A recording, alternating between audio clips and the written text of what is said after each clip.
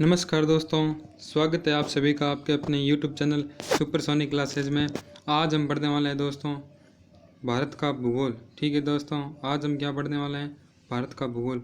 और भारत का भूगोल की अपनी ऐसे ऐसे ट्रिक देखने वाले हैं कि आप पूरा मैप में देखेंगे, इसको पूरा फिजिकल मैप में देखेंगे कि क्या होता है भारत का भूगोल, कहाँ कहाँ पर भारत के भूगोल की स्थिति है, भारत के भूगोल को कितने भागों में बांटा है। तो अगर आप इस चैनल पर नए हैं तो इस चैनल को सब्सक्राइब कर लीजिए, वीडियो को लाइक कर दीजिए और शेयर कर दीजिए दोस्तों। तो अब हम शुरू करते हैं अपना आज का टॉपिक, भारत का भूगोल। देखें दोस्तों, भारत के भूगोल को वर्तमान में कितने भागों में बांटा गया है? तो देखो दोस्तों, भारत के भूगोल को 5 भागों में बांटा गया है। ठीक है दोस्तों, तो बात करता हूँ मैं ये कौन से 5 भाग है, तो इनकी बात कर लेते हैं। सबसे पहले देखो, ये है भारत का भूगोल। भारत के भूगोल को कितने भागों में बांटा गया है? 5 भागों में। ये 5 भाग है दोस्तों। ये कौन से हैं? 5 भाग है। कौन से भाग है? देखो, एक तो है उत्तर का पर्वतीय क्षेत्र, उत्तर का मैदानी क्षेत्र। अभी इनको हम मैप में भी देखने वाले हैं, लेकिन पहले मैं आपको थोड़ा इसका बेसिक जानकारी दे दूं कि भारत के भूगोल की स्थिति क्या है, इसको कितने भागों में बांटा गया है, भारत के भूगोल की उत्पत्ति, हिमालय की उत्पत्ति कैसे हुई है। और आज हम भारत के भूगोल के अंतर्गत हिमालय टॉपिक को पढ़ने वाले हैं दोस्तों। तो शुरू करते हैं। भारत के भूगोल को 5 भागों में बांटा गया है। सबसे पहले उत्तर का पर्वतीय क्षेत्र है, फिर उत्तर का मैदानी क्षेत्र है जो गंगा यमुना का है, और पश्चिम का थार मरुस्थल जो राजस्थान में अवस्थित है, दक्षिण भारत का प्रायद्वीपीय पठार, दक्कन का पठार कहते हैं जिसे, और तटीय मैदानी प्रदेश जो तट में, जो जितने भी तटीय प्रदेश है उनको तटीय मैदानी, जो जिन राज्यों के समुद्री सीमा लगती है उनमें तटीय मैदानी प्रदेश पाए जाते हैं। तो इन 500 की बात करने वाले हैं। चलते हैं नेक्स्ट स्लाइड पर अपनी। देखिए दोस्तों, भारत के भूगोल को अंतर्गत हम सबसे पहले बात करने वाले हैं उत्तरी पर्वतीय प्रदेश की। उत्तरी पर्वतीय प्रदेश में देखो, सबसे पहले अपन देखने वाले हैं कि इसमें क्या क्या अवस्थितियाँ हैं, क्या क्या है। तो इसमें देखो, सबसे पहले एक बेसिक डिटेल लेना चाहिए। तो इसमें हम देख सकते हैं कि सबसे पहले क्या आता है? सबसे पहले पामीर का पठार है। क्या आता है दोस्तों? सबसे पहले आता है पामीर का पठार। पामीर का पठार आने वाला है दोस्तों।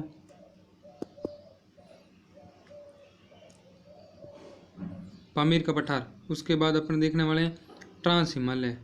हिमालय को कितने भागों में बांटा गया है? हिमालय को 4 भागों में बांटा गया है। ट्रांस हिमालय, महान हिमालय, मध्य हिमालय और शिवालिक हिमालय। ठीक है दोस्तों, अभी आप इसको देखिए, मैं पूरा मैप में समझाने वाला हूँ आपको। सबसे पहले उत्तर भारत में देखें तो पामीर का पठार आता है। पामीर के पठार के बाद जो शुरुआत होती है वो सबसे पहले जम्मू कश्मीर से ट्रांस हिमालय की शुरुआत होती है, जिसमें 3 श्रेणियाँ पाई जाती है। वो 3 श्रेणियाँ कौन कौन सी है तो मैं बता देना चाहता हूँ आपको। यहाँ पर 3 श्रेणियाँ जो पाई जाती है, वो 3 श्रेणियाँ ये है कि इसमें काराकोरम, लद्दाख और जास्कर पाई जाती है। कौन सी पाई जाती है दोस्तों? काराकोरम, लद्दाख और जास्कर श्रेणियाँ पाई जाती है। अब ये देखो, काराकोरम को एशिया की रीढ़ की हड्डी कहा जाता है। ठीक है दोस्तों, काराकोरम को क्या कहा जाता है? एशिया की रीढ़ की हड्डी कहा जाता है। इसी काराकोरम श्रेणी को एशिया की रीढ़ की हड्डी कहा जाता है। रीढ़ की हड्डी कहा जाता है इस काराकोरम श्रेणी को। उसके बाद आती है लद्दाख श्रेणी, उसके बाद आती है जास्कर श्रेणी। ठीक है दोस्तों, ये सारी डिटेल में बातें करने वाले हैं, लेकिन अभी आपको मैं मोटा मोटी एक बार डिस्कशन बता देता हूँ कि इसमें क्या क्या पढ़ने वाले हैं अपन। उसके बाद अपन देखते हैं कि महान हिमालय का पहला है ट्रांस हिमालय। ये हिमालय के 4 पार्ट है दोस्तों, ट्रांस हिमालय। उसके बाद अपन पढ़ने वाले हैं महान हिमालय। उसके बाद अपन पढ़ेंगे मध्य हिमालय। ठीक है, और उसके बाद पढ़ने वाले अपन शिवालिक हिमालय। शिवालिक हिमालय में कौन सी कहाँ से शुरू होता है? कोटवार पाकिस्तान से शुरू होता है, जो कि अबोर अरुणाचल तक, डापला मिरी अबोर यहाँ तक समाप्त होता है। इसके बाद अपन देखने में, उसके बाद इस भारत के भूगोल में मैदानी प्रदेश आते हैं। क्या आने वाला है दोस्तों? मैदानी प्रदेश, जैसे गंगा का मैदानी प्रदेश है, गंगा का, यमुना का, ये सब जितने भी नदियाँ मैदानी प्रदेश बनाती है। उसके बाद जो पठार होते हैं दोस्तों, जो दक्षिण भारत का प्रायद्वीपीय पठार है, जो ये पठार है प्रायद्वीपीय पठार। उसके बाद अपन तटीय मैदान प्रदेश पढ़ने वाले हैं दोस्तों। तटीय जितने भी तटीय सीमा लगती है समुद्री के पास, उनकी जो मैदानी प्रदेश निर्मित है तो वो पढ़ेंगे। उसके बाद भारत के जितने भी द्वीप समूह, जैसे लक्षद्वीप हो गया, लक्षद्वीप, अंडमान निकोबार, जितने भी द्वीप समूह हैं ये पढ़ने वाले दोस्तों। तो शुरू करते हैं आज का हिमालय से। ठीक है दोस्तों, देखो सबसे पहले हिमालय की बात करते हैं। तो हिमालय की दोस्तों उत्पत्ति कैसे हुई, ठीक है। तो इसमें कई विद्वानों ने अपने क्या दिए हैं, मत दिए हैं। इसमें कई विद्वानों ने अपने मत दिए हैं और वो मत क्या दिए हैं वो मैं अभी आपको बताने वाला हूँ। सबसे पहले क्या हुआ कि महाद्वीपीय विस्थापन सिद्धांत आया, जिसको किसने दिया था, जिसको अल्फ्रेड नोबल वेगनर ने दिया था। सॉरी, किसने दिया था, अल्फ्रेड वेगनर ने ये जो है आपके सिद्धांत दिया था। अल्फ्रेड वेगनर के अनुसार क्या है कि इस 5 महाद्वीपों की उत्पत्ति महाद्वीपीय विस्थापन सिद्धांत से हुई है। मतलब क्या है कि पहले एक भूखंड था, उसके चारों तरफ पानी ही पानी था, ठीक है दोस्तों। और उसी भूखंड का विभाजन होने के बाद उसी भूखंड का धीरे धीरे जो है विभाजन हुआ और विभाजन होकर वर्तमान में जो 5 महाद्वीप है उनका निर्माण हुआ है। उसके बाद वर्तमान में कह रहे हैं कि 6 नंबर के महाद्वीप का भी पता लगाया जा रहा है जो समुद्र में जलमग्न है। ठीक है दोस्तों, अब देखो ये क्या है, महाद्वीपीय सिद्धांत किसने दिया था, अल्फ्रेड वेगनर ने दिया था। ठीक है दोस्तों, अल्फ्रेड वेगनर ने क्या बताया, अल्फ्रेड वेगनर ने बताया कि सबसे पहले क्या था कि सबसे पहले जो पृथ्वी है वो संपूर्ण 2 भागों में बंटी थी, संपूर्ण 2 भागों में बंटी थी, जिसमें एक था पेंजिया और एक था पैंथालासा। सॉरी, मैंने आपको गलत बता दिया, एक था पेंजिया और एक था पैंथालासा। तो इस जो ये भूखंड वाला भाग था, इस भूखंड वाले भाग को अपन कहते थे उस समय पेंजिया। क्या कहा जाता था दोस्तों, ये है पेंजिया। और जो ये समुद्री भाग था उसे क्या कहा जाता था, उसे कहा जाता था दोस्तों पैंथालासा। क्या कहा जाता था, पैंथालासा कहा जाता था दोस्तों, पैंथालासा कहते ये पैंथालासा। तो पृथ्वी को संपूर्ण 2 भागों में बांटा था।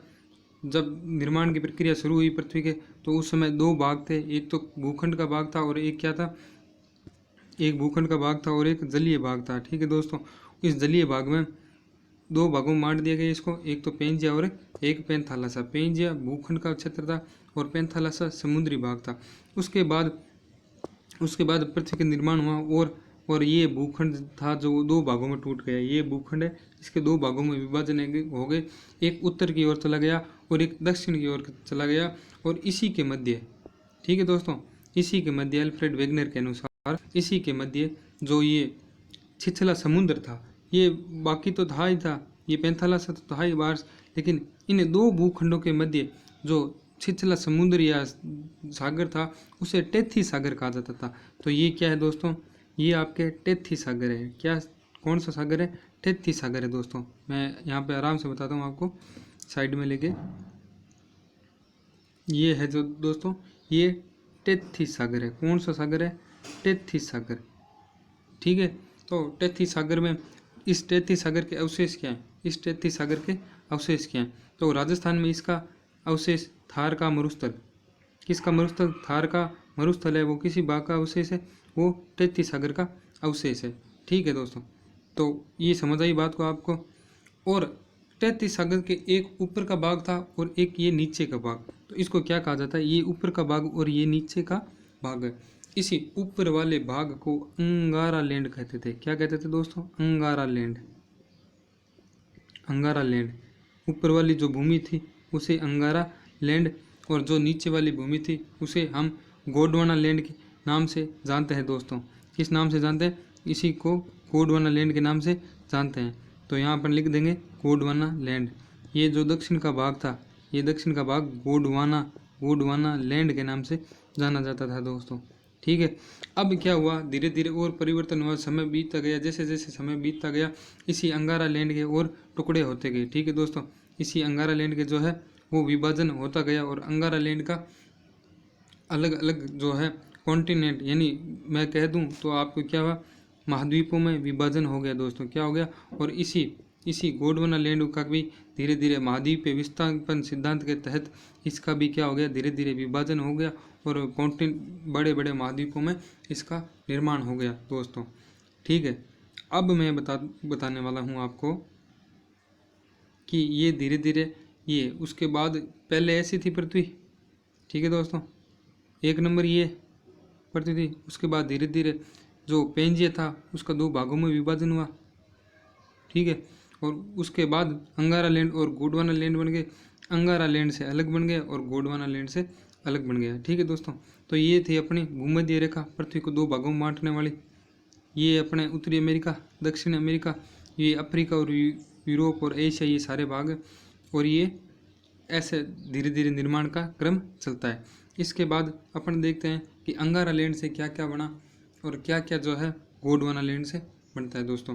तो चलते हैं अपनी नेक्स्ट स्लाइड पर। देखें हम क्या देखने वाले हैं कि हम देखने वाले हैं अभी कि जो पेंजिया है, वास्तविक पेंजिया था क्या? तो पेंजिया था स्थलरुद्ध, जो भी स्थलरुद्ध प्रदेश था, पृथ्वी का स्थलरुद्ध प्रदेश,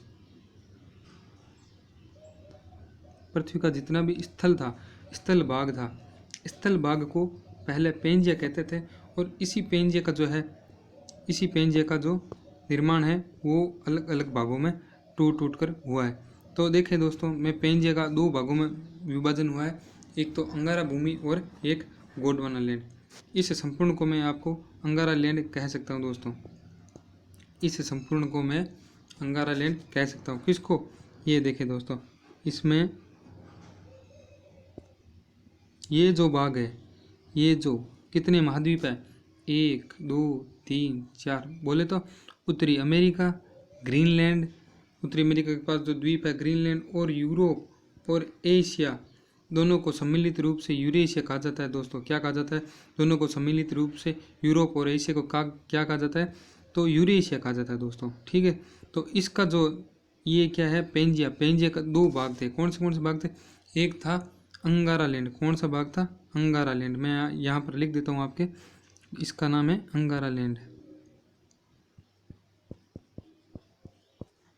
ये अंगारा लैंड भूमि थी जिसका विभाजन कितने भागों में हुआ?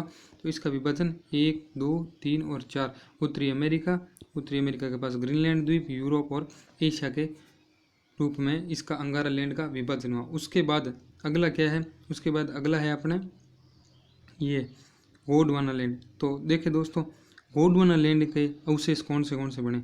तो ये है गोंडवाना लैंड, ये पूरा ही क्या है? गोंडवाना लैंड अपना, ये गोंडवाना लैंड है। गोंडवाना लैंड में 1 2 3 4 और 5 भूखंड बंटे इसमें गोंडवाना लैंड में। तो मैं पहले आपके साइड में लिख देता हूँ। तो ये भूमि कौन सी है? तो ये भूमि है गोंडवाना लैंड। कौन सी भूमि है? तो ये है गोंडवाना लैंड, गोंडवाना लैंड। ठीक है दोस्तों, यह है गोंडवाना लैंड। और गोंडवाना लैंड का विभाजन कितने भागों में हुआ दोस्तों?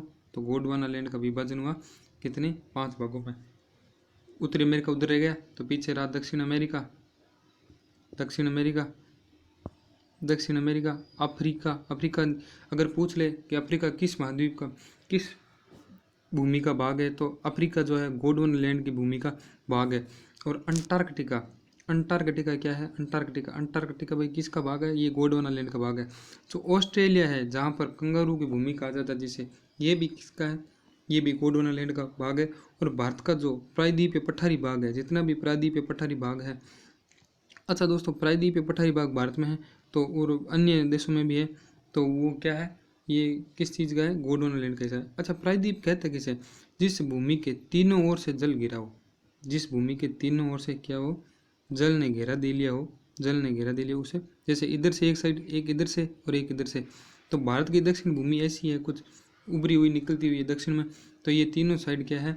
जल से घिरी हुई है। ठीक है दोस्तों, जल से घिरी होने के कारण इसे क्या कहता है? प्रायद्वीप कहता है। ठीक है दोस्तों, द्वीप क्या होता है? जिसके चारों ओर पानी हो, उसे द्वीप कह देता है। और जो आकृति में बहुत बड़ा विशाल हो, उसे क्या कह देते हैं अपन? महाद्वीप कह देते हैं। ठीक है दोस्तों, द्वीप किसे कहते हैं? तो द्वीप ये हो गया, जैसे ये कोई द्वीप है, ठीक है, और इसके क्या है? चारों ओर जल राशि पाई जाती है। जिसके चारों ओर जल राशि पाई जाती है वो क्या होता है दोस्तों? द्वीप होता है। ठीक है, जैसे मान लो ये द्वीप है और इसके ये चारों ओर जल राशि है, पूरी जल राशि, तो ये द्वीप हो गया। ठीक है दोस्तों, अब अपन चलने वाले हैं आगे। मैंने आपको क्या बताया? अभी तक मैंने बताया आपको, देखो पूरी स्लाइडें वापस बताता हूँ मैं आपको। देखो, भारत के भूगोल को हमने कितने भागों में बांटा? 5 भागों में बांटा था। 5 भागों में कौन से? उत्तर में 3 बांटे थे अपने। उत्तर का पर्वतीय क्षेत्र, उत्तर का क्या था? उत्तर का पर्वतीय क्षेत्र, उत्तर का मैदानी क्षेत्र, मैदानी भाग गंगा यमुना द्वारा बनाया गया। और उत्तर के पर्वतीय क्षेत्र में कौन सा है? हिमालय आता है दोस्तों। क्या आता है? हिमालय। और पटवार रेट वालों के लगभग पटवार में स्पेशल मेंशन किया हुआ है हिमालय। तो अपन हिमालय की आज बात करने वाले हैं। तो उत्तर का पर्वतीय क्षेत्र, उत्तर का मैदानी भाग और पश्चिम का मरुस्थलीय प्रदेश। ठीक है। इसके बाद दक्षिण में कौन सा है? एक तो प्रायद्वीपीय पठारी भाग है और एक तटीय मैदान है। ठीक है दोस्तों, तटीय मैदान है। उसके बाद अगली स्लाइड में हमने देखा था कि इनको कितने भागों में बांटा गया है। तो इन सभी को भागों में देखो, इन सभी को बांटा गया है। पामीर का पठार आता है सबसे पहले उत्तर भारत में। उसके बाद आता है ट्रांस हिमालय। ट्रांस हिमालय में 3 श्रेणियाँ हैं, काराकोरम, लद्दाख, जास्कर। काराकोरम को एशिया की रीढ़ की हड्डी कहते हैं पर। उसके बाद आता है महान हिमालय। उसके बाद क्या आता है? महान हिमालय। उसके बाद मध्य हिमालय इसको, और तीसरे को शिवालिक हिमालय कहा जाता है। ठीक है दोस्तों। उसके बाद आता है मैदानी भाग और उसके बाद आता है पठारी भाग। उसके बाद आता है तटीय मैदानी प्रदेश। उसके बाद आता है द्वीप समूह। अब अपनी अगली स्लाइड थी, इसमें हमने देखा था कि महाद्वीप का विस्थापन सिद्धांत किसने दिया था? तो इसने अल्फ्रेड वेगनर ने दिया था। ठीक है दोस्तों। और इसने क्या बताया कि पृथ्वी पहले क्या थी? 2 भागों में विभाजित थी। पृथ्वी पहले क्या थी? 2 भागों में विभाजित थी। जो जल राशि का भाग था उसे पेंथालासा कहा जाता था। बहुत बड़ी थी जल राशि। वर्तमान में भी 70.9 लगभग भाग में क्या पाया जाता है? जल पाया जाता है। और 29.1 पर स्थलखंड पाया जाता है। तो पेंथालासा और पेंजिया ऐसा याद नहीं रखे, ऐसा याद रख लेना। जल ज़्यादा है तो पेंथालासा शब्द बड़ा है, इसमें ज़्यादा वर्ड आते हैं, और पेंजिया में कम वर्ड आते हैं, कम शब्द आते हैं। तो ऐसा ये भी याद आप रख सकते हो। फिर इस पेंजिया का जो विभाजन है 2 भागों में हो गया। इस पेंजिया का विभाजन 2 भागों में हो गया। एक तो चला गया अंगारा लैंड और एक चला गया अंगारा लैंड और एक चला गया गोंडवाना लैंड। फिर इनका क्या हुआ? आगे विभाजन हो गया उत्तरी अमेरिका और इन भागों में, और गोंडवाना लैंड का दक्षिणी अमेरिका। इन तरीकों से विभाजन हो गया। और इनका जो मध्य बीच में पाया जाता था वो था तैती सागर। तैती सागर का अवशेष राजस्थान में थार के मरुस्थल में पाए जाते हैं, जो भारत के पश्चिमी दिशा में, उत्तर पश्चिमी दिशा में पाए जाते हैं। उसके बाद ये क्या है? इनका ऐसे विभाजन हुआ, उत्तरी अमेरिका, दक्षिण अमेरिका और यूरोप, एशिया, इन सब का ऐसे विभाजन हुआ। चलते हैं अगली स्लाइड पर। अगली स्लाइड में हमने देखा, क्या देखा हमने? कि पेंजिया है। पेंजिया को 2 भागों में बांटा गया था। हमने पीछे देखा था कि 2 भागों में बांटा है। तो ये कौन सा है? अंगारा लैंड। कौन सा है? अंगारा लैंड। अंगारा लैंड से कितने भाग हुए? तो अंगारा लैंड से 4 भाग हुए। उत्तरी अमेरिका, ग्रीनलैंड, यूरोप, एशिया, दोनों को सम्मिलित रूप से क्या कहा जाता है? यूरोप, और एशिया को यूरेशिया कहा जाता है। ठीक है दोस्तों। इसके बाद अपन देखने वाले हैं कि गोंडवाना लैंड। ये क्या है? गोंडवाना लैंड। गोंडवाना लैंड के कितने भाग है? 5 भागों में बंटा। दक्षिण अमेरिका, अफ्रीका, अंटार्कटिका, ऑस्ट्रेलिया और प्रायद्वीपीय पठारी भाग। ठीक है। प्रायद्वीप को मैंने बता दिया, जिसके 3 ओर जल हो उसे प्रायद्वीप कहते हैं, और जिसके चारों ओर जल राशि पाई जाती है उसे द्वीप कहते हैं, और जो विशाल आकृति का भूखंड हो उसे महाद्वीप कहते हैं। अगले पर चलते हैं। कोबर का भूसन्निधि सिद्धांत। अब एक वैज्ञानिक था कोबर, और इन्होंने अपना भूसन्निधि का सिद्धांत दिया। कोबर ने कहा कि तिब्बत का पठार, हिमालय का जो निर्माण है, कोबर ने हिमालय के बारे में बताया कि जो हिमालय का निर्माण है, हिमालय का निर्माण संपीड़न से हुआ है, सन्नति से हुआ है। सन्नति बोले तो दोनों के अपसरण से। जैसे इधर से तिब्बत का जो है पठार, तिब्बत का पठार किधर खसका? तिब्बत का पठार इस साइड, मतलब, और ये अफ्रीका महाद्वीप दोनों विपरीत दिशाओं में क्या हुआ? विपरीत दिशाओं में अभी खिसकना प्रारंभ किया। और ये तिब्बत का पठार थी। पहले हुआ क्या था कि तिब्बत का पठार है ना, तिब्बत के पठार से बहुत सारी नदियाँ निकलती थी। जैसे ये मैंने आपको नदियाँ बताई हुई यहाँ पर, ये नदियाँ। इन नदियों ने क्या किया? तैती सागर के पास लाकर अवशेष जमा कर दिए। ठीक है दोस्तों, अवशेष जमा कर दिए। करोड़ों सालों से, हजारों सालों से धीरे धीरे तैती सागर के पास अवशेष जमा होते गए, और इनसे क्या बहुत बड़ा उद्गार हो गया। ठीक है। फिर क्या हुआ? इधर तिब्बत का पठार और इधर क्या हुआ? ये जो है अफ्रीका का गोंडवाना लैंड, दोनों भाग आपस में एक दूसरे के विपरीत दिशाओं में आकर्षित हुए। तो दो बीच में जो तैती सागर था वो क्या हुआ? फंसने से क्या हुआ? इसमें वलन पड़े, और वलन पड़ने से इसका उठा हुआ। ये 1-2 दिन में नहीं हुआ दोस्तों, इनको होने में बहुत सारी अवधि लगी है, बहुत सारे समय लगे हैं, लाखों करोड़ों साल लगे हैं। तो इस हिसाब से इनका जो है ऊपर उठा हुआ है, और इनके बाद इसका हिमालय का निर्माण हुआ है। तो हिमालय पहले से मौजूद नहीं था, ये वर्तमान में धीरे धीरे बना था, इसलिए इसे नवीन वलित पर्वत, फोल्ड पड़ने से हुआ था, मतलब कहीं ऊपर है तो कहीं नीचे, ये फोल्ड कहते हैं, वलन कहते हैं इसको। तो और पृथ्वी के निर्माण के बाद बना है, तो इसको क्या कहते हैं, नवीन वलित पर्वतमाला कहते हैं। ठीक है दोस्तों, हिमालय को नवीन वलित पर्वतमाला कहते हैं, यही कारण है। और यहाँ पर क्या हो गया, हिमालय का निर्माण हो गया, जिसकी बड़ी बड़ी चोटियाँ हैं, जहाँ पर दबाव ज़्यादा पड़ा वहाँ पर ज़्यादा ऊंचा उठा। जैसे माउंट एवरेस्ट है, माउंट एवरेस्ट सबसे ऊंची चोटी है, तो नेपाल के पास ज़्यादा दबाव पड़ा दोनों प्लेटों के आपस में। दो प्लेटें होती है, एक प्लेट ये है और एक ये प्लेट है, दोनों आपस में एक दूसरे के ओर खिसकी तो एक दूसरे के ऊपर चढ़ गई, ऊपर चढ़ने से इनका निर्माण हो गया हिमालय पर्वत का। ठीक है दोस्तों, अब क्या हुआ कि जैसे हिमालय पर्वत का निर्माण हुआ तो इसमें क्या हुआ, ऊंची जगह थी, ऊंची जगह तो बारिश ज़्यादा हुई तो जैसे मैं आपको एक स्लाइड लेके बता देता हूँ कि देखो, जैसे ये हिमालय का निर्माण हो गया, जैसे ऊंचे पर्वत है तो यहाँ पर बादल फंसे इन पहाड़ियों में, तो वर्षा हुई तो यहाँ पर क्या हुआ, पेड़ पौधे उगे तो यहाँ पर और ज़्यादा वर्षा हुई। फिर पेड़ पौधे उगने के बाद यहाँ पर वनस्पति पाई गई। तो जैसे वनस्पति हुई तो यहाँ पर जीव जंतु भी ज़्यादा हो गए, क्योंकि जीव जंतु वनस्पति पर निर्भर रहते हैं। जो शिकार करके जीव जंतु जो शिकार करके अपन जीवन यापन करते हैं, तो वैसे वो अपना जीवन क्या है, निर्वाह करने लगे। ठीक है, और इसमें क्या हुआ कि जैसे ये मैं आपको दिखाऊं कि ये भारत है अपना, है ना, ये देखो, जैसे ये भारत है, तो हिमालय का निर्माण कैसे हुआ मैं बताऊँ आपको। सिंपल सी बात है कि जैसे ये इधर असम वगैरह हो गया, ये इधर ये असम वाला क्षेत्र है, ये देखो, ये हिमालय की रेंज है, इधर इतनी क्या है, हिमालय की रेंज है, इतनी जो रेंज है वो हिमालय की रेंज है। ठीक है, ये वाली रेंज है जो पूरी हिमालय की रेंज है। इसमें क्या हुआ कि जहाँ पर अधिक ऊंचाई है वहाँ पर पेड़ अधिक होंगे तो वर्षा अधिक होगी तो जीव जंतु अधिक आएंगे, जीव जंतु अधिक होने से जैव विविधता होगी। तो सर्वाधिक जैव विविधता इस साइड में, जहाँ पर ऊंचाई ज़्यादा वहाँ पर क्या होती है, जैव विविधता ज़्यादा होती है। इसीलिए हिमालय में वृक्षों की ओर की अधिकता होती है। और इधर देख लो अपने थार के मरुस्थल है, थार का मरुस्थल में इतने ऊंचाई वाले कोई जगह है नहीं, तो वहाँ पर जैसे शुष्क स्थान है, गर्मी पड़ती है, और तैती सागर का अवशेष है, तो रेत वगैरह है, ये सागर का अवशेष है। ठीक है दोस्तों, अब अपने चलते हैं नेक्स्ट स्लाइड पर, अपने टॉपिक पर चलते हैं वापस। तो अब देखने वाले हैं अपन कि ये है हिमालय अपना,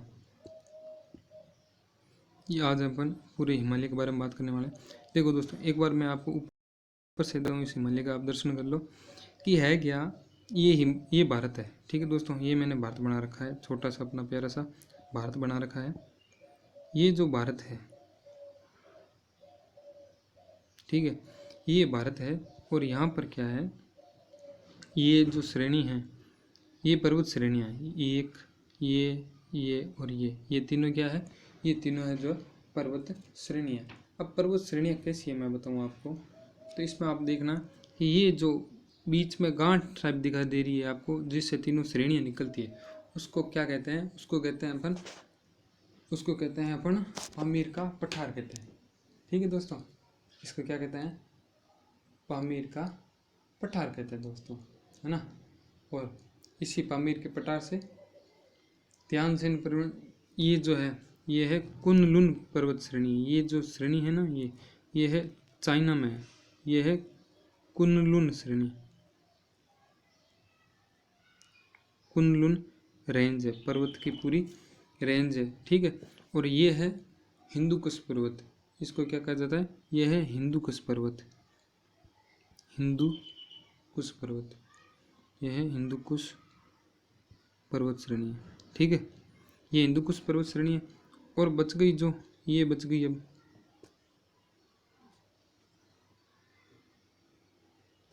अगली कौन सी अपनी, अगली है, इसको देखते हैं अपन नीचे करके थोड़ा कि ये श्रेणी बच गई। तो ये श्रेणी कौन सी है, इस श्रेणी का नाम है त्यानसेन, ये है त्यानसेन पर्वत श्रेणी, त्यानसेन श्रेणी है। ठीक है दोस्तों, ये दोनों ही कहाँ पर है, त्यानसेन और कुनलुन कहाँ पाई जाती है, तो त्यानसेन और कुनलुन दोनों कहाँ पर पाई जाती है? ये त्यानसेन श्रेणी होगी और ये क्या होगी? कुनलुन श्रेणी है। ये दोनों चीन में है, एक त्यानसेन, ये देखो ये होगी ये कुनलुन और ये त्यानसेन, ये दोनों कहाँ पर है? तो ये दोनों चाइना में यानी चीन में पाई जाती है। और जो ये हिंदुकुश पर्वतमाला है ये कहाँ पर है? पाकिस्तान में पाई जाती है। क्योंकि ये देखें आप यहाँ पर कि ये भारत है और भारत का पड़ोसी देश कौन सा है? पाकिस्तान है, और ये पाकिस्तान में जा रही है भारत के पास से, तो ये हिंदुकुश पर्वतमाला है। ठीक है दोस्तों, ये पामीर का पठार हो गया। उसके बाद अपन चलते हैं अब भारत के बारे में। अपन क्या देखने वाले? भारत के बारे में देखने वाले। तो भारत में देखिए दोस्तों, आप ये है, सबसे पहले मैं आपको हिमालय बताए थे मैंने आपको 3, काराकोरम, लद्दाख और जास्कर, जिसको ट्रांस हिमालय कहते हैं। तो दोस्तों ये देखिएगा आप, ये देखो दोस्तों, जो मैंने ये ग्रीन वाला क्षेत्र कर रखा है, ये जितना भी ग्रीन है, ये क्या है? ये पाक ऑक्यूपाइड कश्मीर है, जिसको POK कहते हैं। ठीक है दोस्तों, POK कहते हैं, जिसको POK कहते हैं। ये है LOC, line of actual control. ये जो डार्क ग्रीन है, ये जो डार्क ग्रीन है ना, ये वाली LOC कहते हैं इसको, लाइन ऑफ कंट्रोल। ठीक है दोस्तों, और ये है चाइना ऑक्यूपाइड कश्मीर, ये वाला इधर वाला है चाइना ऑक्यूपाइड कश्मीर। ठीक है दोस्तों, और इसकी सीमा को अपन क्या कहते हैं? LAC, line of actual control कहते हैं। ठीक है, और ये जो है इसके बाद ये यहाँ पर देखो, इतने से इधर है ये वाला क्षेत्र है ना, ये वाला क्षेत्र जो पूरा, ये तो है चाइना ऑक्यूपाइड कश्मीर, COK कहते हैं, जिसको क्या कहते हैं? Sorry, COK, China occupied Kashmir. ठीक है, चाइना अधिकृत कश्मीर। और जो ये भाग है, ये वाला भाग है, इसको कहते हैं अपन POK। इसको अपन क्या कहते हैं? इसको कहते हैं POK, पाक ऑक्यूपाइड कश्मीर। और इसकी सीमा को कहते हैं LAC और इसकी सीमा को कहते हैं LOC। ठीक है, अब देखो ये है LOC, ये वाली है ना, ये है LOC और इसको कहते हैं LOC, line of control, line of actual control. ठीक है, अब ये जो डब्बा बना रखा है, ये डब्बा नहीं दोस्तों, ये भारत, पाकिस्तान और चाइना को अलग करने वाला है। ये पाकिस्तान और चाइना को अलग करने वाला है। इसको कहते हैं अपन भारत का विश्व का सबसे ऊंचा युद्ध स्थल, ये है अपना ग्लेशियर। कौन सा ग्लेशियर है? तो हमारा ग्लेशियर ये है सियाचिन ग्लेशियर। क्या नाम है इसका? सियाचिन ग्लेशियर। इसका नाम है दोस्तों सियाचिन ग्लेशियर। मैं लिख देता हूँ यहाँ पे, सियाचिन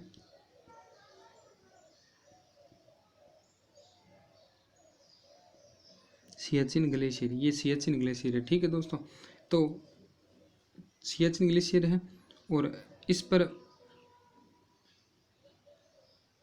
भारत का अधिकार है वर्तमान में। ठीक है दोस्तों, भारत का ही है अधिकार, तो क्या भारत का ही है, लेकिन चाइना वाले प्रयास कर रहे हैं कि ये किसके कब्जे में आ जाए? हमारे कब्जे में आ जाए, लेकिन ऐसा होने नहीं देंगे भारत वाले। तो ये हो गया COK और ये हो गया ग्रीन वाला POK, लाल वाला COK, चाइना ऑक्यूपाइड कश्मीर।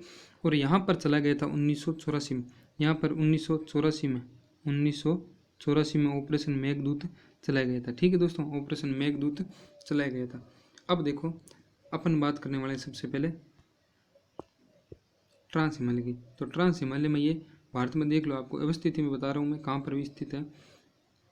तो देखे दोस्तों, ये है ट्रांस हिमालय, ये तीनों श्रेणियाँ ना, इन तीनों को मिलाकर कहते हैं 1, 2 और ये 3, इन तीनों को मिलाकर कहने वाले अपन ट्रांस हिमालय। ट्रांस हिमालय में इसको कहते हैं काराकोरम। ये लद्दाख है, L फॉर लद्दाख, और ये जास्कर है। ठीक है दोस्तों, ये है जास्कर। समझ में आ रही है? ये श्रेणी है, ये पूरी यहाँ पर पर्वत श्रेणी है, और ये इसमें क्या है? एक चोटी है, ऊंची चोटी है ये यहाँ पर। ठीक है, ये लाल कलर की है इसमें, ये इसको मैं बताऊंगा। अभी सबसे पहले अपन पढ़ने वाले काराकोरम श्रेणी। काराकोरम श्रेणी को मैंने पहले ही बता दिया आपको कि एशिया की रीढ़ की हड्डी कहते हैं। एशिया की रीढ़ की हड्डी कहते हैं इसको, एशिया की रीढ़ की हड्डी कहते हैं इसको। ठीक है, और क्या है इसकी खास बात? क्या है? तो इसकी खास बात यह है कि सियाचिन ग्लेशियर के पास से होकर निकलती है, सियाचिन ग्लेशियर इसके पास से होकर यही निकलती है। दूसरी बात, भारत की उत्तरतम जो श्रेणी है पर्वत श्रेणी वो काराकोरम श्रेणी, और इसमें ये आपको दिख रहा है, ये जो पर्वत श्रेणी दिख रही है, ये वाली जो पर्वत श्रेणी है, मैं यहाँ पर हाईलाइट कर देता हूँ आपको। ये जो श्रेणी है इसकी लगभग ऊंचाई है, इसकी लगभग ऊंचाई कितनी है, तो इसकी लगभग, ये जो श्रेणी है आपकी, तो इसकी ऊंचाई है लगभग 8,611 मीटर, और इसका नाम क्या है, K2। इसको कहते हैं K2, K2 या गॉडविन ऑस्टिन कहते हैं इसको, गॉडविन ऑस्टिन इसी श्रेणी को कहते हैं, K2 या गॉडविन ऑस्टिन श्रेणी, ठीक है, इसी का नाम है। तो ये किस में अवस्थित है, तो ये अवस्थित है काराकोरम श्रेणी में। ये देखो दोस्तों, तो मैंने बता दिया आपको 8611 मीटर है इसकी ऊंचाई है, ठीक है दोस्तों, इसकी ऊंचाई कितनी है, 8611 मीटर, ये काराकोरम श्रेणी की। उसके बाद ये लद्दाख श्रेणी है, ये वाली जो है ये लद्दाख श्रेणी है, और इसके बाद ये लद्दाख श्रेणी होगी, और उसके बाद जो अगली श्रेणी आएगी काराकोरम लद्दाख श्रेणी। अब लद्दाख श्रेणी की बात करने वाले हैं, तो लद्दाख श्रेणी में ये जो चोटी है ये है राकापोसी, इसका नाम है राकापोसी। इसका नाम क्या है दोस्तों, तो इसका नाम रखने वाले अपन राकापोसी है।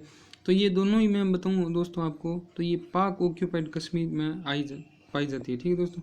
पाक ऑक्यूपाइड कश्मीर का मतलब जो पाक अधिकृत कश्मीर में उसमें स्थित है। ऊपर वाले की 8611 मीटर इसकी लंबाई है, ऊंचाई है, और इसके बाद आती है राकापोसी। राकापोसी भी कहाँ पर है, राकापोसी की ऊंचाई है 7788। तो इस राकापोसी की अवस्थिति कहाँ पर है, तो ये राकापोसी है पाक ऑक्यूपाइड कश्मीर में, ये लद्दाख श्रेणी। अब मैं बताऊँ आपको अगली श्रेणी है कि ये काराकोरम लद्दाख, और ये जास्कर, J4 जास्कर का, ठीक है दोस्तों। ये क्या बना रखा मैंने, तो ये बना रखी है मैंने मानसरोवर झील, जहाँ से मानसरोवर झील के पास सोन ख्वाब या सानू ख्वाब नाम से सिंधु नदी का उद्गम होता है। तो ये जो ये जा रहा है ना, ये दिख रहा है आपको, ये सब क्या है, ये जो है ये सिंधु नदी है। ये सिंधु नदी प्रवेश कहाँ पर करती है, ये सिंधु नदी प्रवेश करती है अपने, ये सिंधु नदी सोन ख्वाब सानू ख्वाब मानसरोवर झील के पास से उद्गम होता है इसका, और ये काराकोरम लद्दाख और जास्कर श्रेणी के बीच में बहती है। लद्दाख और जास्कर जो दोनों श्रेणी हैं पर्वत की, उनके बीच में बहती है, और उनके बीच में बहती हुई ये पाकिस्तान में प्रवेश करती है। तो ये एक इम्पोर्टेंट फैक्ट है दोस्तों कि सिंधु नदी किन दो श्रेणियों के बीच बहती है, काराकोरम लद्दाख और जास्कर। अभी मैं ये भी बताऊँगा आपको कि महान हिमालय को ट्रांस हिमालय से अलग कौन करता है, और ट्रांस को मध्य को लघु हिमालय से अलग कौन करता है, वो सारी बात करेंगे अपन इसी वीडियो में। बने रहें और लाइक शेयर सब्सक्राइब जरूर करें दोस्तों। इसके बाद मैंने एक ये पूरा केसरिया रंग से जो है बना रखा है, ये वाली जो श्रेणी है ना, ये वाली श्रेणी जैसे AMA ये लिख रखा है, ये पूरी एक श्रेणी है। तो इस श्रेणी का उद्गम कहाँ से होता है दोस्तों, तो ये श्रेणी का उद्गम भारत से ही है, और इसका नाम है, ये तो हो गया ट्रांस हिमालय, ये है मध्य हिमालय, KBNTD ये है ना, ये है मध्य हिमालय। तो के से इसमें होता है केदारनाथ। ये क्रम है इनका, मैं बिल्कुल क्रम से बता रहा हूँ आपको। इधर देखो, लास्ट से शुरू करते हैं अपन, इधर असम से। ये असम में स्थित है N4 नामचा बरवा। ये कौन सी है, नामचा बरवा है। क्या नाम है इसका, नामचा बरवा है असम में, ठीक है दोस्तों, ये नामचा बरवा, ठीक है। K4 कंचनजंगा सिक्किम है। इसकी हाइट कितनी है, तो इसकी दोस्तों हाइट होने वाली है अपनी 8,598 मीटर जो है कंचनजंगा की ऊंचाई है दोस्तों, ठीक है। और इसके बाद आती है मक्कालू, एवरेस्ट, मंसालू। एवरेस्ट किसको कहते हैं, माउंट एवरेस्ट। तो ये है mount Everest, A4 mount Everest. Everest की ऊंचाई कितनी है, एवरेस्ट की है 8850। ये जो है ये कंचनजंगा है, ये नेपाल और भारत के बॉर्डर पर है इसकी कंचनजंगा। उसके बाद आता है मक्कालू, ये है मक्कालू, ये मक्कलू, एवरेस्ट, इसके बाद ये श्रेणी है, इसको क्या कहते हैं, देखो कंचनजंगा, मक्कलू, एवरेस्ट, ये वाली होगी, ये वाली है मंसलू। इसका नाम लिखना पॉसिबल नहीं है दोस्तों, आप याद रख लेना, जिनको भी याद रखे, और जो कॉपी में उतारना चाहिए, स्क्रीनशॉट लेना चाहिए, वो स्क्रीनशॉट ले सकता है। तो ये हो गई कौन सी, मक्कलू, एवरेस्ट, मंसलू। उसके बाद आती है ये, इसके बाद ये है नेपाल में 2 और है, अन्नपूर्णा और धौलागिरी। अन्नपूर्णा और धौलागिरी कहाँ पर है, A for Annapurna, D for Dhaulagiri, ये सभी नेपाल में, ठीक है। उसके बाद भारत में स्थिति आती है इसकी, तो यहाँ पर होती है त्रिशूल। त्रिशूल भारत उत्तराखंड में, त्रिशूल, नंदा देवी और केदारनाथ, बद्रीनाथ केदारनाथ कहाँ पर है, ये बद्रीनाथ और ये केदारनाथ, ठीक है दोस्तों। ये बी फॉर बद्रीनाथ और ये के फॉर केदारनाथ, ठीक है दोस्तों। तो वापस मैं इसको जूम आउट करके दिखाता हूँ आपको एक आसान तरीके से, कि देखो ये अपना भारत है पूरा, और इसमें देखो केदारनाथ, बद्रीनाथ, ये केदारनाथ है, ये बद्रीनाथ है, ये नंदा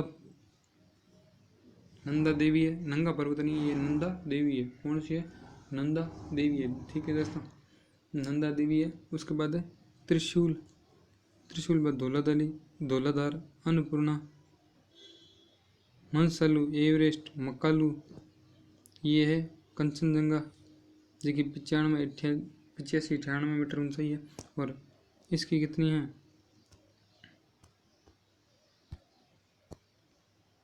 माउंट एवरेस्ट की तो 88-50 मीटर इसकी ऊंचाई है, ठीक है दोस्तों। इसके बाद ये असम में है, नामचबरवा असम की ऊंची चोटी है, ठीक है दोस्तों। अब देखो इसके बाद अगली श्रेणी आती है ये वाली, ये जो ब्लू रंग में कर रखा है मैंने, ये श्रेणी कौन सी है, तो मैं बताने वाला हूँ इसको। ये है पीर पंजाल,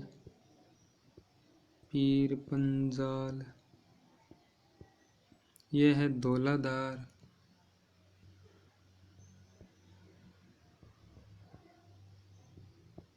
पीर पंजाल, धौलाधार, ये है नाग टिब्बा,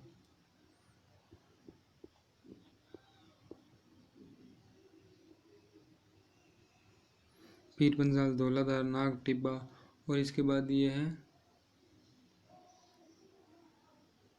सॉरी ये कोई श्रेणी नहीं है, और ये है महाभारत, ये है महाभारत कहाँ पर है, तो इसकी स्थिति कहाँ पर है, मैंने दिखा दिया आपको, भारत से बाहर है, तो ये कहाँ पर, नेपाल में, कहाँ पर है, नेपाल में। पीर पंजाल, धौलाधार, नाग टिब्बा, और देखो मैंने यहाँ पर आपको एक गौर करने वाली बात बताता हूँ आपको। देखो मैंने यहाँ पर क्या बताया था, डी फॉर धौलागिरी, धौलागिरी है, तो गिरी पर्वत की होती है, गिरी सबसे ऊंची गुरु शिखर जैसे गिरी होती है, वो पर्वत की होती है, तो धौलागिरी। और ये यहाँ पर क्या नाम है, पर्वत पूरी श्रेणी है, तो इसका नाम है धौलाधार, ठीक है ना, ये ध्यान रखना दोस्तों आपको, ठीक है। उसके बाद अगली श्रेणी है, अगली श्रेणी का नाम है शिवालिक हिमालय। क्या नाम है, शिवालिक हिमालय। तो देखो मैं वापस बताता हूँ तो आपको, कि पहले मैंने बताया आपको POK और COK, ठीक है, COK बताया, ये COK है, इसको LOC कहते हैं, और इसकी सीमा को LAC कहते हैं।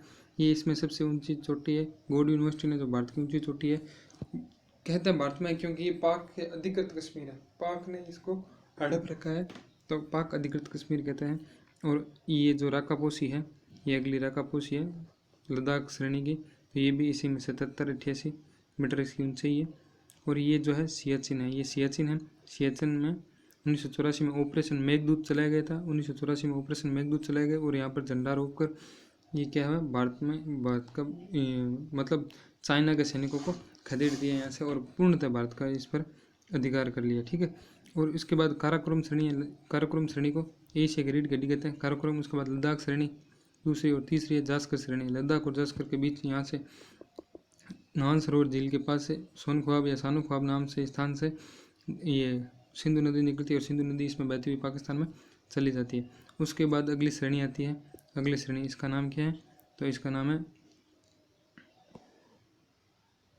ये है मध्य हिमालय, ये है महान हिमालय, ऊपर वाला महान हिमालय, उसके बाद मध्य हिमालय, और ये शिवालिक हिमालय, 3 है, ठीक है दोस्तों। तो महान हिमालय में केदारनाथ, ये केदारनाथ, बद्रीनाथ, नंदा देवी, और त्रिशूल, धौलागिरी के बाद A for Annapurna, Manaslu, Everest, Makalu, Kanchenjunga और ये इसका लास्ट है नामसा बरवा। नामसा बरवा अरुणाचल प्रदेश में, असम अरुणाचल प्रदेश में, ठीक है। इसके बाद अपन देखते हैं लास्ट वाली श्रेणी है, ये अपने देखी थी मध्य हिमालय। मध्य हिमालय को 5 भागों में बांटा गया। मध्य हिमालय की जो श्रेणी है उसे 5 भागों में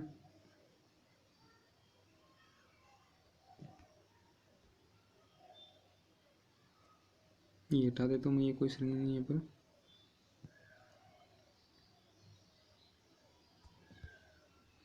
तो देखो ये मध्य हिमालय की 3 श्रेणियाँ हैं। मध्य हिमालय की 3 श्रेणियाँ, पीर पंजाल, धौलाधार, नाग टिब्बा और ये नेपाल की महाभारत, ठीक है।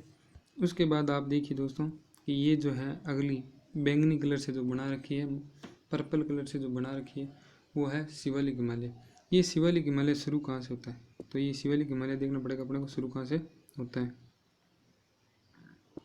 ये शुरू होता है जी पोटवार पाकिस्तान से शुरू होता है। ये इतनी लंबी श्रेणी है। यहाँ पर पोटवार नामक जगह, पोटवार पाकिस्तान से शुरू होता है। ये जगह का नाम पोटवार है। P for Potwar, P for Pakistan से शुरू होती है ये श्रेणी, जो पाकिस्तान से श्रेणी शुरू होती है और अंत में जाती कहाँ पर है? ये असम तक जाती है, जिसमें ये डाफला, मेरी, अबोर, मिसमी। कौन से डाफला हो गई, मेरी हो गई, अबोर और ये मणिपुर में मिसमी।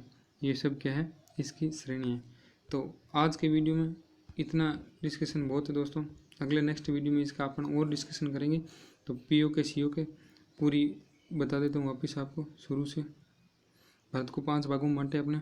उसके बाद हमने देखा कि ये क्या क्या क्रम है ऊपर उत्तर से लेकर दक्षिण तक।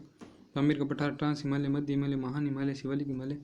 उसके बाद हमने देखा कि कैसे पेंजी अलग हुआ, पैंथालास अलग हुआ, अंगारा लैंड और गोंडवाना लैंड बने, और कैसे अंगारा लैंड और गोंडवाना लैंड से अलग अलग जो है 5 महाद्वीप है, 2 ये महासागर वगैरह बने।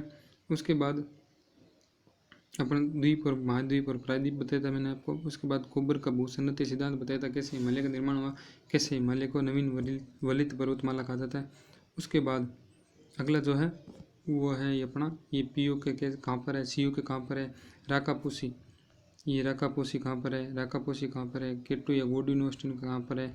और कल मैं आपको बताने वाला हूँ इसके अगले वीडियो में, मतलब जब भी वीडियो आएगा इसमें बताना हूँ भारत की सबसे ऊंची चोटी कौन सी है, भारत में पूर्णतः स्थित सबसे ऊंची चोटी कौन सी है, भारत की सबसे ऊंची चोटी कौन सी है। ये पामीर का पठार बताया मैंने, इसे 3 श्रेणियाँ निकलती है, त्यानसेन, कुनलुन और हिंदुकुश पर्वतमाला, ठीक है। और इसके पास ही निकलती है काराकोरम श्रेणी, जिसके एशिया की रीढ़ की हड्डी कहा जाता है। ये है काराकोरम, लद्दाख, जास्कर, महान हिमालय, मध्य हिमालय और शिवालिक हिमालय। ये आप देख लेना दोस्तों। और डाफला, मेरी, अबोर, मिसमी, ये सभी मैंने आपको बता दिए। तो आज के वीडियो में इतना ही, मिलते हैं नेक्स्ट वीडियो में। बहुत ज़्यादा मेहनत लगती है दोस्तों इस वीडियो को बनाने में, आपका ही छोटा सा सपोर्ट कर सकते हो, आप लाइक कर सकते हो और सब्सक्राइब जरूर करना दोस्तों। इसको आप इतना सपोर्ट करना, बाकी सपोर्ट हम करेंगे आपका। नमस्कार, धन्यवाद। आज के वीडियो में इतना ही।